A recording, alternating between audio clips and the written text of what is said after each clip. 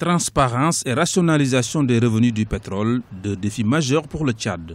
Avec sa modeste production de 100 000 barils de pétrole par jour, le Tchad est loin de rivaliser avec certains pays africains qui atteignent les 700 000 voire les 1 million de barils par jour. Mais pour N'Djamena, l'objectif c'est d'éviter de faire de l'or noir une malédiction. Le gouvernement tchadien entend utiliser à bon escient les retombées du pétrole et cela passe par une transparence et une répartition rationnelle de ces retombées. Il y a une loi qui répartit le revenu pétrolier. Il y a 5% qui vont vers la région pétrolière. Donc la région pétrolière a un compte à la Banque centrale et reçoit les 5%. Et la loi aussi a prévu une répartition d'une partie de ressources qui vont aller directement pour le financement des projets de secteurs prioritaires, en moyenne 50%, et l'autre partie va au Trésor pour le financement du compte courant. Si une partie des revenus est utilisée dans le remboursement des dettes ayant servi au financement des installations techniques, l'essentiel des fonds servent à la construction d'infrastructures diverses pour le pays. Avec ces revenus modestes, aujourd'hui, si vous allez au Tchad, vous voyez les transformations qu'il y a.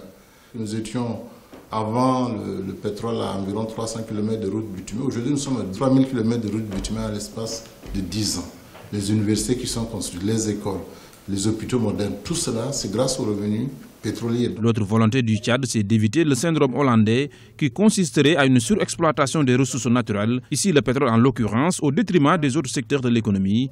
Le pays prône une diversification de son économie. Mais c'est un revenu qui est limité, qui va disparaître, donc il faut rapidement réinvestir ces ressources dans la transformation de l'économie pour créer l'emploi, parce que le pétrole ne crée pas l'emploi, pour créer l'emploi, pour créer la richesse, pour permettre au pays de modifier son économie. Donc c'est cette préparation de l'après-pétrole, c'est cette utilisation du pétrole pour accroître d'autres richesses qui est un défi auquel nous devons faire face et nous assurer que nous travaillons dans ce sens. L'or noir est devenu le moteur de l'économie du pays, autrefois dépendant de l'agriculture. Mais pour le gouvernement, le pétrole n'est pas la solution ultime à l'éradication de la pauvreté.